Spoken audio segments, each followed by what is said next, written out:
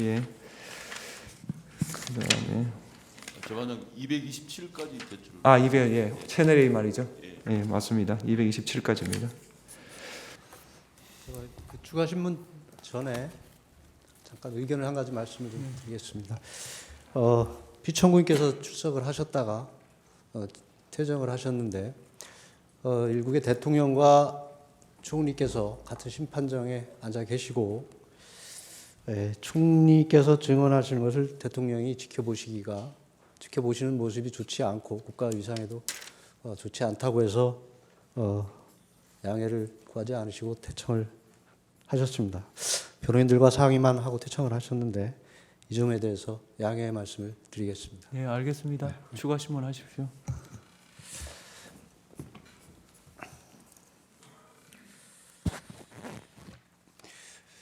총리께서는 계엄 당일 대통령실에 연락을 받고 대통령실에 가신 것이죠.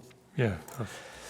당시 대통령실에 도착하셔가지고 대통령과 혹시 어떤 대화를 나누셨는지 기억을 하시나요?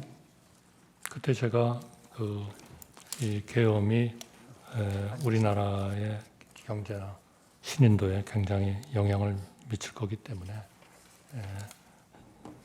좀 반대 의사를 좀 말씀드렸습니다. 그 대통령께서는 총리께 연락을 하신 것이 결국은 계엄에 대한 논의를 하기 위해서 연락을 하신 것은 맞는 것이죠. 저는 그건 절대로 듣지도 못했고 어떤 이유로 부르시는지는 몰랐습니다. 그러니까 사전에 아신 게 아니라 불러서 연락을 하셔서 가셨고 가셨을 때 논의의 주제가 대화가 계엄이었던 것은 맞느냐고 말씀드리는 겁니다.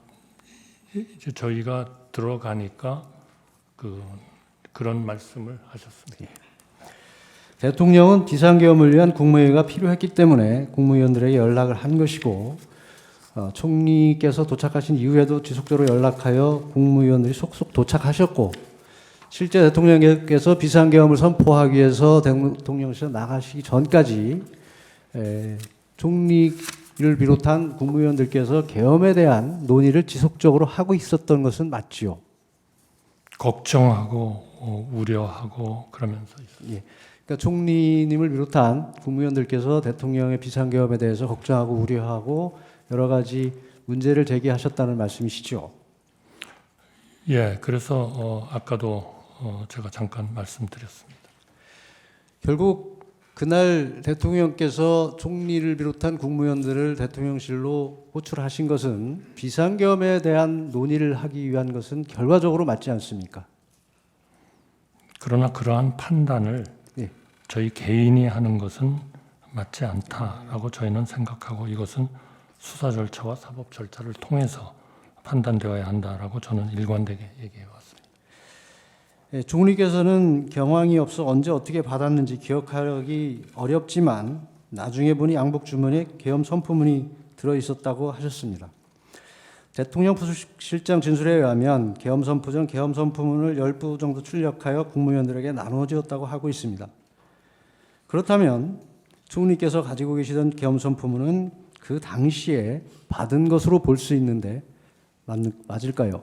저는 전혀 기억이 없습니다.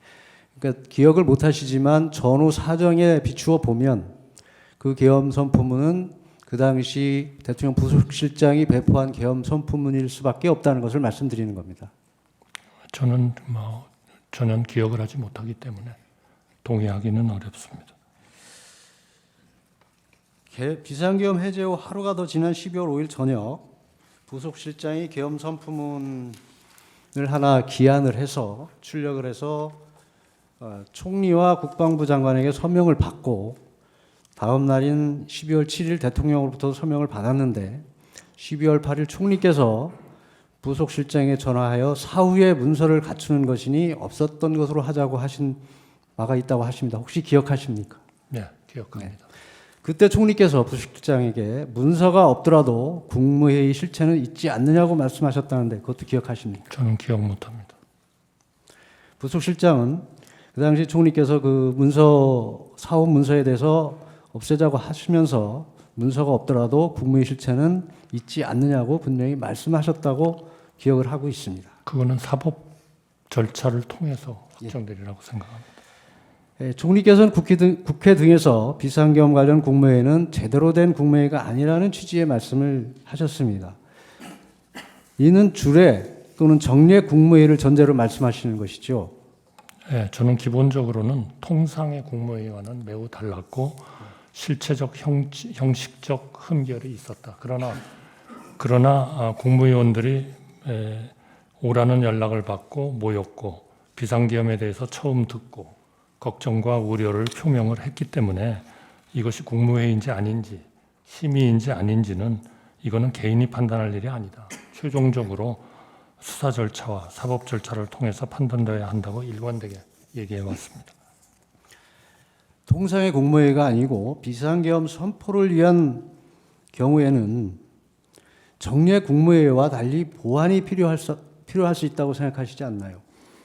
근데 여러 강요들도 그렇고 거기에 대한 판단을 그렇게 개인적인 차원에서 할 수는 없다.